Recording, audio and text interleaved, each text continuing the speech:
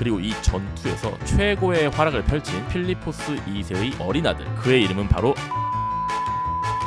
고대시대 최고의 영웅 중 한 명이자 전쟁의 신이라고 불렸던 바로 그 인물인 것이죠.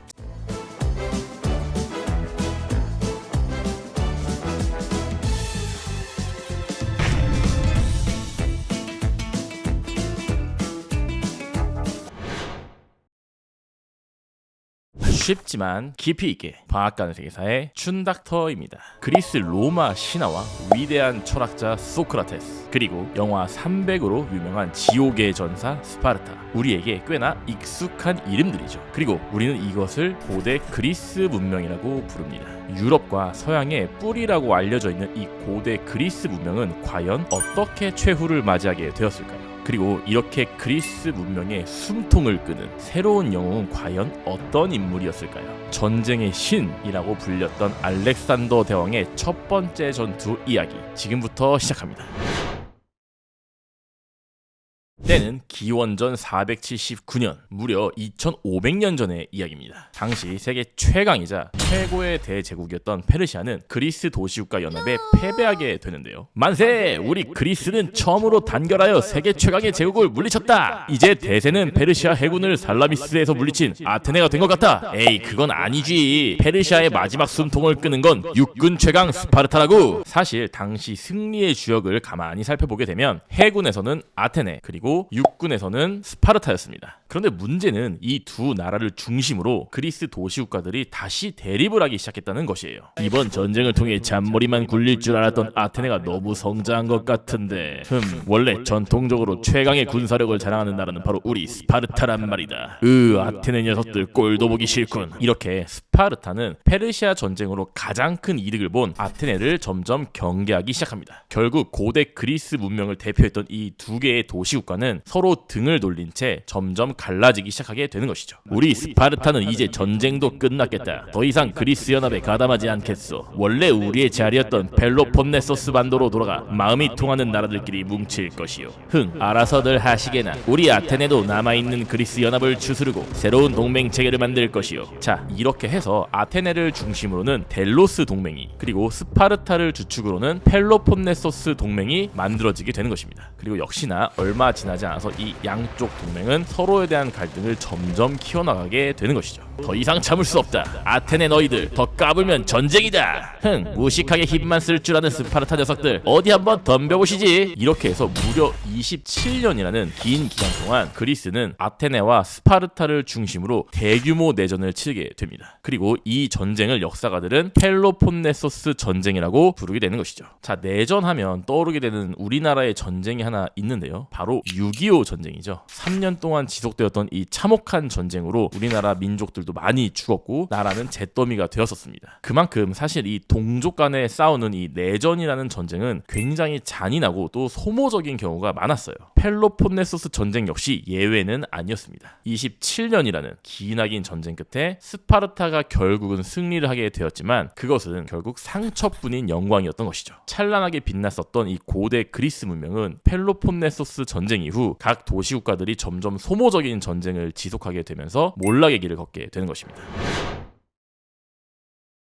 자, 고대 그리스 문명의 몰락, 그 신호탄이 되었던 펠로폰네소스 전쟁이 끝난 지 약 40년이라는 시간이 흘렀습니다. 이 기간 동안에도 역시 이 고대 그리스의 도시국가들은 서로 분열하여 계속 싸우면서 소모적으로 멸망의 길을 걷고 있었어요. 그리고 보통 이렇게 혼란스러운 난세에는 누가 태어나죠? 그렇죠, 바로 영웅이 태어나게 되죠. 그리스에서도 이 중북부 지역에 마케도니아라는 작은 나라가 있었는데 거기에서 한 영웅이 태어나게 됩니다. 바로 필리포스 2세라는 인물이에요. 자, 지도를 보시면 당시 마케도니아는 발칸반도의 요 중북부 지역에 위치한 나라였습니다. 그런데 이 당시 고대 시대에는 이 마케도니아라는 나라가 그 남쪽에 있던 고대 그리스 문명의 주역이었던 도시국가들에게 무시를 당하고 있었는데요. 왜냐? 그 이유는 사실 이 마케도니아와 또 그보다 더 북쪽에 있던 이 트라키아라는 나라는 남쪽에 있던 고대 그리스 국가들에 비해 문명의 발달도가 좀 낮았습니다. 북쪽의 마케도니아와 트라키아는 수준이 좀 떨어지는데 우리 그리스 연합과 함께 하기는 좀 그렇지 않나? 맞아, 그리스 도시국가들의 축제인 4년마다 올리는 올림픽 제전에도 굳이 초청할 필요는 없을 것 같아. 이렇게 상대적으로 뒤처져 있었던 이 마케도니아라는 나라는 필리포스 2세의 등장으로 점점 발전을 시작하게 됩니다. 우리를 무시했던 저 남쪽의 그리스 도시국가들은 서로 다투고 피를 흘리면서 점점 망해가고 있다. 우리 마케도니아에겐 오히려 이것이 기회라고 할 수 있지. 자, 똑똑한 군주였던 필리포스 2세는 무엇보다 마케도니아가 발전하기 위해서는 힘이 필요하다고 생각을 했어요.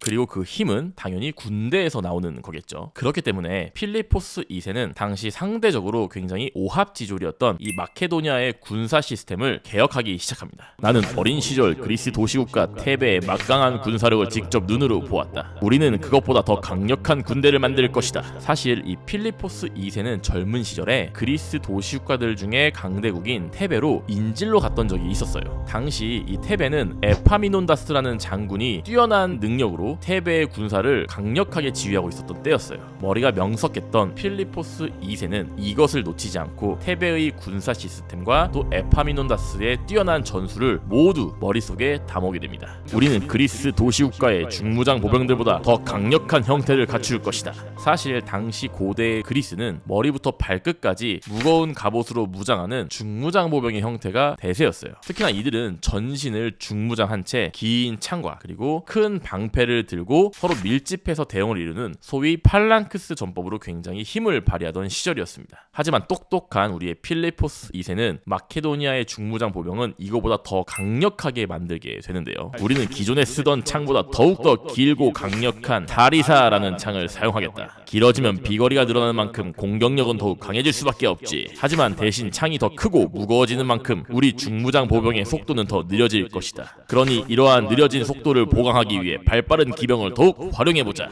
이렇게 해서 필리포스 2세는 마케도니아의 중무장 보병을 더욱 강화시켰을 뿐 아니라 기동력까지 갖춘 기병까지도 늘리게 됨으로써 군사개혁을 완성하게 되는 것이죠.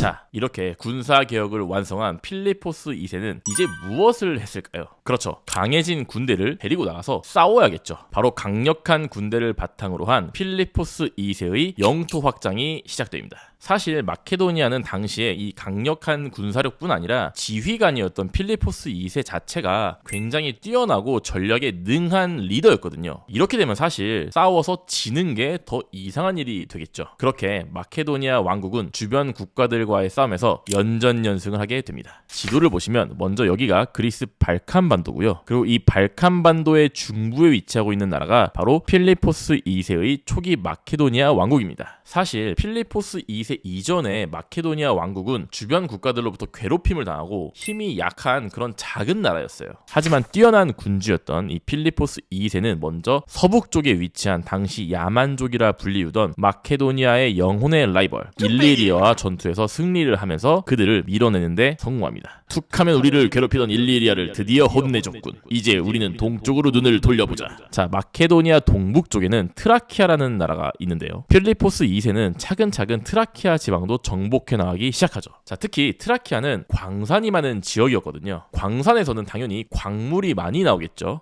무기를 만들 수 있는 철이라던가 아니면 화폐를 제작할 수 있는 금이나 은 등등 굉장히 이 경제적 가치가 높은 그런 물질들이 끊임없이 나오는 곳이 바로 광산입니다. 우리도 드디어 황금알을 낳는 거위인 광산을 확보하게 되었다. 이제 우리 마케도니아는 더욱더 발전하고 강해질 수 있다. 자, 이렇게 북쪽을 모두 평정한 필리포스 2세는 드디어 남쪽으로 진군하기 시작합니다. 자, 마케도니아의 남쪽에는 고대 그리스 문명을 대표하는 여러 도시국가들이 밀집해 있었습니다. 필리포스 2세는 사실 이 그리스 남쪽에 있던 도시국가들이 문명도 발달해 있는 상태였고 또 자신의 어떻게 보면 동족이기도 했었기 때문에 좀 더 신중하게 접근을 하게 됩니다. 남쪽의 그리스 도시국가들은 북쪽 야만족들에 비해 훨씬 전통과 발달된 문명을 가진 나라들이다. 함부로 쉽게 건드렸다간 큰 코를 다칠 수 있으니 보다 신중하게 외교전을 병행하면서 접근하자. 됩니다. 자, 영리한 필리포스 2세의 이러한 선택은 적중하였습니다. 마케도니아는 이 분열돼 있었던 그리스 도시국가들에게 외교로 현혹하기도 하고 또 조금씩 전쟁도 하면서 야금야금 갉아먹어 나가기 시작하는 것이죠. 그리고 결국 기원전 338년 마케도니아 왕국이 그리스 중부의 넓은 지역인 테살리아 지역까지 차지를 하게 되면서 그리스 도시 국가들도 더 이상 참을 수 없게 됩니다. 저 미개했던 마케도니아 왕국이 계속 밀고 내려오네. 우리도 힘을 합쳐 대항하자. 이제 더는 미룰 수 없게 되었군. 이렇게 된 이상 우리 마케도니아도 그리스 연합과 한판 승부를 지어야겠다. 이렇게 해서 필리포스 2세의 마케도니아와 남쪽에 있는 그리스 도시국가의 연합들이 운명을 건 한판 승부를 벌이게 되는 것입니다. 그리고 그 전투를 우리는 카이로네이아 전투라고 부르게 됩니다. 이번 전투에 승리하면 그리스 도시국가들은 마케도니아의 발 아래 모두 무릎을 꿇게 될 것이다. 나의 아들아, 일단 너에게 기병을 맡기마. 하지만 너는 아직 어리니 내가 명령하기 전까지 절대 움직이지 말거라. 자, 이렇게 해서 18세 아주 어린 나이의 청년이었던 필리포스 2세의 아들은 이 중요한 전투에서 가장 공격적인 기병을 맡게 됩니다. 그리고 곧 전투가 시작하게 되죠. 필리포스 2세의 마케도니아 군은 훈련이 굉장히 잘 돼 있는 상태였기 때문에 침착하게 그리스 도시국가의 연합군들을 상대하게 됩니다. 시간이 점점 흐르게 되면서 각 군의 전열이 조금씩 흐트러지게 되는데요. 그런데 이때 아직 명령을 하지도 않았던 기병이 쏜살같이 움직이기 시작합니다. 필리포스 2세의 어린 아들은 아직 명령이 떨어지진 않았지만 적군의 약점과 틈새를 발견하고 곧바로 그곳을 파고들기 위해 달려들어갔던 것이죠. 그리스 연합군 진영에 틈이 생겼다. 저 틈을 파고들어 우리 기병이 뒤를 돌아 배후를 치면 우리는 바로 승리할 수 있을 것이다. 필리포스 2세의 아들이 이끈 마케도니아 기병은 바람같이 달려나가 그리스 연합군의 틈을 정확히 파고들었습니다. 그리고 재빠르게 그리스 연합군의 뒤를 돌아서 그 배후를 타격하게 되는 것이죠. 아니, 뒤에 저건 뭐지? 사령관님, 마케도니아 기병입니다. 너무 빠르고 위협적이어서 도저히 상대할 수가 없습니다. 으아!